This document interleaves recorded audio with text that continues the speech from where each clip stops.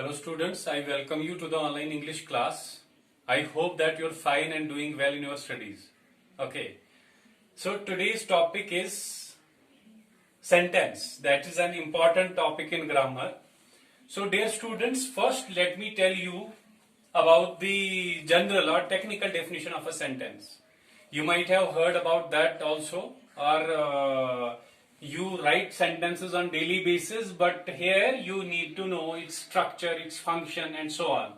So sentence can technically be defined as a group of words, having complete sense or meaning. That's called a sentence. Example, I am playing cricket. I am playing cricket is the perfect combination of words. Perfect combination of words having complete sense or meaning.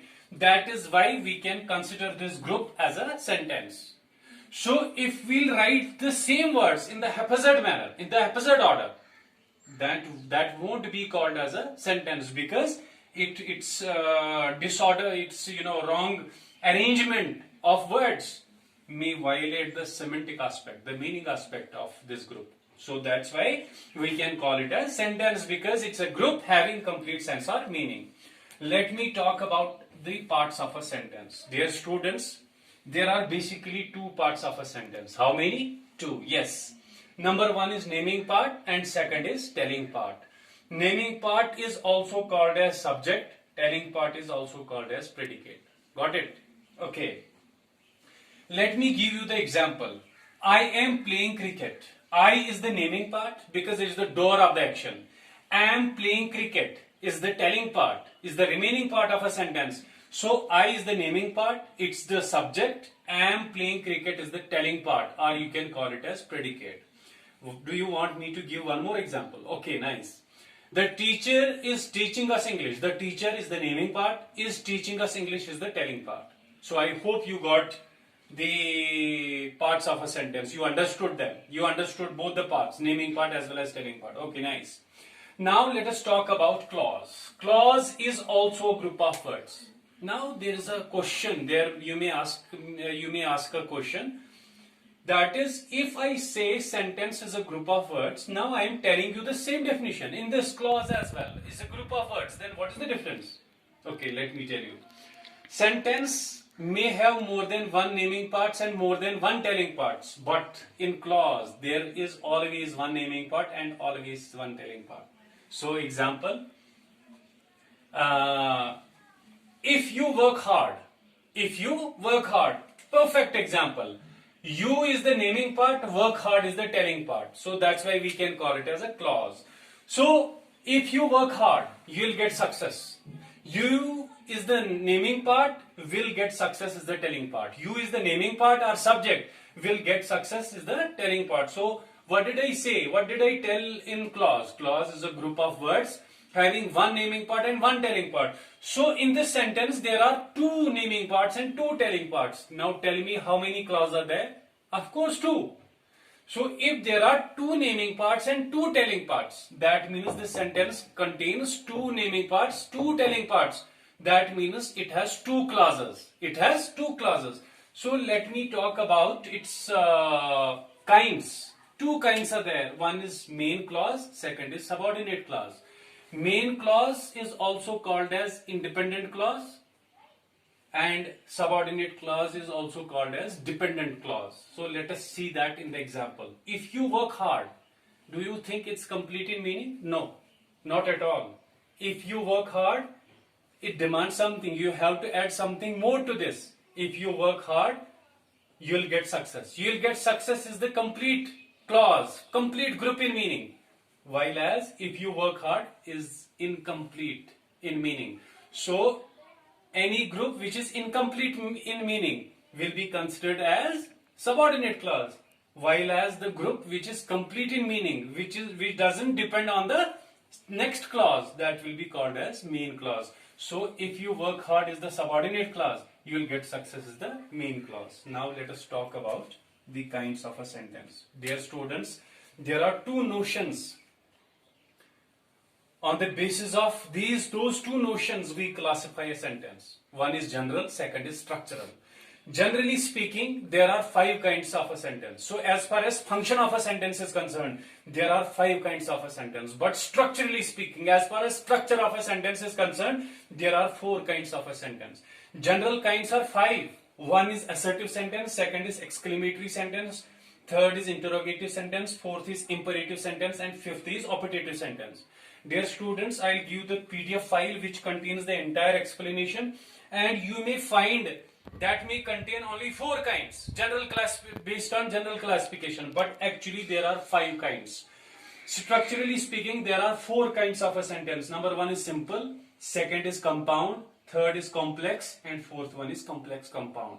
So let us discuss one by one. Generally speaking, there are 5 kinds of a sentence. Number 1 is assertive sentence, is that sentence which is based on a statement, which contains a statement, assertion. Example, Ram is a good boy, he is my friend, they are running race, and you can say the teacher is teaching me. So these sentences are assertive sentence. Why? They are based on statement. Number 2 is exclamatory sentence. It is that sentence which is based on an exclamation, or you can say sudden burst of feelings. Example, alas, I am undone. Alas, he is dead. Oh, what a beautiful place. These sentences are exclamatory sentences. Third one is interrogative sentence. It is that sentence which is based on an interrogation or a question. Actually, there are many types of interrogative sentences like WH question, yes no question, tag question, rhetorical question. Let us discuss those types later on. So simply we can say it's that sentence which is based on a question. Example, who are you, where are you going, what's your name? These are interrogative sentences. Fourth one is imperative sentence. It is that sentence which is based on request, command, or advice. Request, please help me. This is imperative based on request. Walk carefully lest you should fall. Imperative based on advice. Get lost. Imperative based on order, command. Now you have fifth one, that is operative sentence. Is that sentence which contains wish or desire of the speaker. Example, I wish if I were a millionaire. I wish if I were a doctor. So that's why we can call it as operative sentence.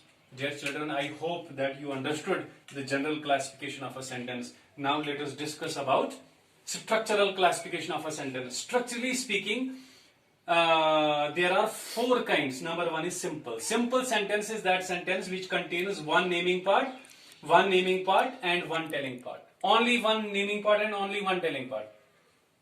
Sometimes you may come across sentences containing more than one naming parts and more than one telling parts, but that can't be considered as a simple sentence. Simple sentence always contains one naming part and one telling part. Example, I am playing cricket. How many naming parts and how many telling parts are there? One naming part and one telling part. So this is a simple sentence. My friend is helping me. My friend is the naming part, is helping me is the telling part. Of course, it's a simple sentence. Compound sentence is that sentence which contains 2 main clauses. I told you main clause and subordinate clause. Main clauses are independent clauses. So it always contains 2 main clauses which are joined by coordinating connector. What is coordinating connector? And, but, or, therefore. So if you have 2 clauses, main clauses which are joined by coordinating connector, will be considered as a compound sentence. Example, I worked hard. It's a main clause. And I passed the exam. I passed the exam is the main clause. I worked hard. I passed the exam. 2 main clauses which are joined by and. That's a coordinating connector. So we can call this sentence as compound sentence. Third one is complex sentence. It's that sentence which contains one naming part, main clause, and one or more than subordinate clauses. So I have to give 2 examples. One is based on one naming main clause, and second based on one main clause and more than one main clauses. And second example should be based on one main clause and more than one subordinate clauses. Let me give you the example. While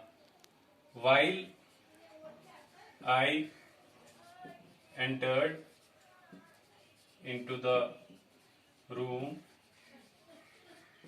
I saw that my sister was cooking. So dear students, can you analyze the structure of the sentence? While I entered into the room, this is one. I is the naming part, entered into the room is the telling part. Naming part and telling part. It's one clause. I is the naming part, saw is the telling part. I saw, another clause.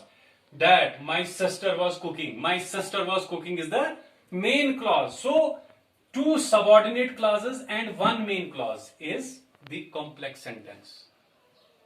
I helped him because he's my friend. I helped him is the complete in meaning. So if you focus this sentence, if you work hard, this is subordinate clause. You will get success. This is main clause. So one main clause, one subordinate clause and one main clause is a complex sentence. Two subordinate clauses and one main clause is also a complex sentence. Now fourth one is complex compound sentence.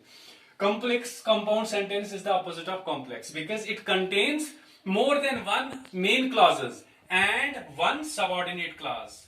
Example, while he was speaking, the audience laughed and they applauded him.